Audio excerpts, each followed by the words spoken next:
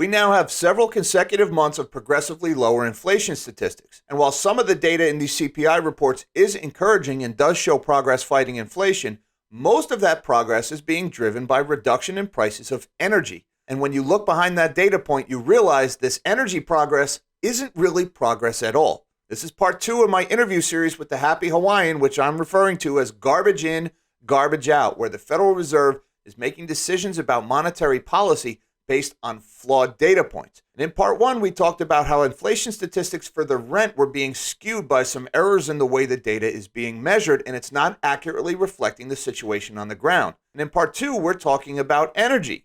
But in the case of energy, it's not so much a flaw in how the data is measured, it's something totally different. Without any further ado, here is the Happy Hawaiian. You've developed your own mathematical model to predict the growing error between what CPI is telling us and what the real world is showing us. Yeah, and I try to do that for most of the big components in CPI. And to be fair, some of them don't have this sort of growing error. One of those segments is gasoline. If there's one area that I would say you could overlay the two graphs together, maybe you have to smooth a little bit, like a 3-month average on both. Gasoline in the real world and gasoline CPI right on top of each other. So props to the BLS for accurately reporting the one price that's massively transparent. I think that's why it's so accurate, because people can smell the BS much easier on something like that. So that was a pretty good segue there. You mentioned gasoline. Yeah. And that's right, the price of gasoline has come down, but with gasoline, and let's grow the population a little bit to mention energy, we've got a whole different problem. It's not the methodology used to measure the price of gas and the change in the price of gas. The problem is further upstream for energy, and that is the dumping of the Strategic Petroleum Reserve, which is what we're looking at in this chart here. The weekly stocks of the SPR currently at 382.2 million barrels of oil. That is the lowest since December of 1983.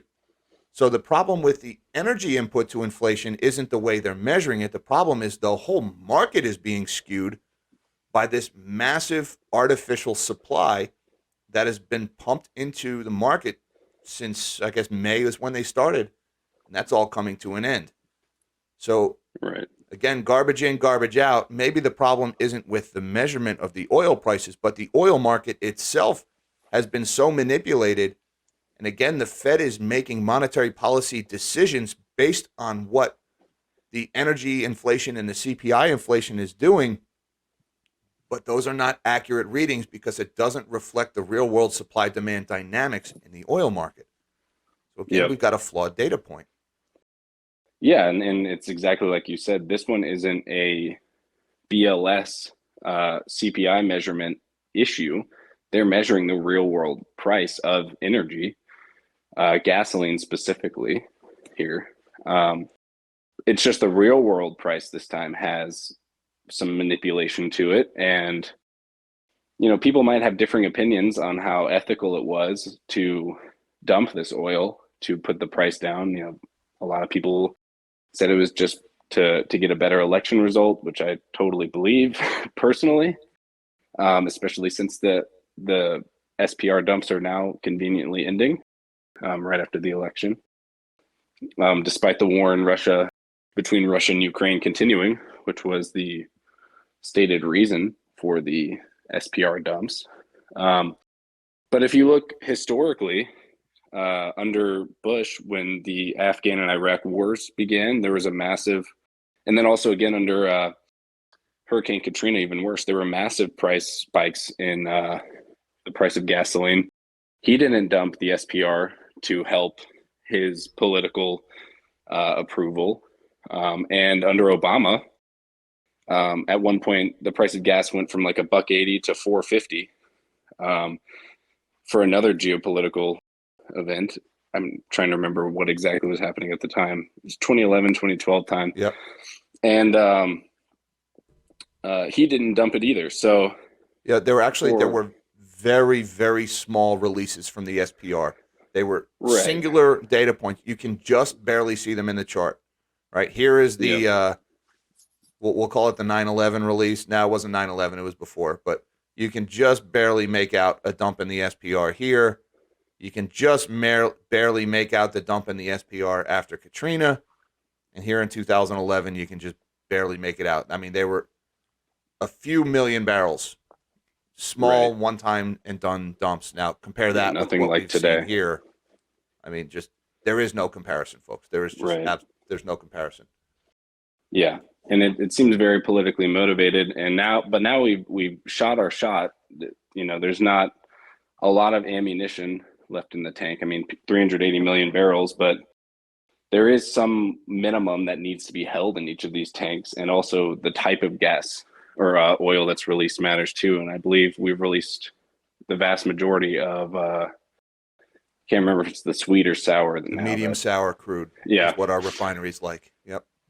So I think we've released most of the useful oil, which maybe you followed the exact details better than me and can correct it if that's wrong. But if this isn't refilled, then whoever comes next does not have this option available to them if they face a politically inconvenient doubling in the price of gas. And more importantly, if the supply is ever disrupted and the purpose this thing was designed for, to rescue us from actual supply disruption. If that ever happens, we could find ourselves in trouble pretty quickly. But irregardless of that, the fact that we're stopping the release now and China is reopening, I think we could be we could have a pretty nasty oil price shock in store for next year.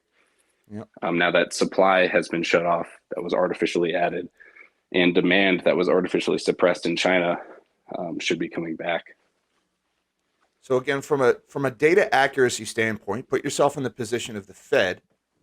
Ignore the SPR release. Just look at the price of energy. We've seen the price of energy come down substantially. So the Fed may look at that and say, mission accomplished. We have defeated inflation. We've brought the energy inflation down.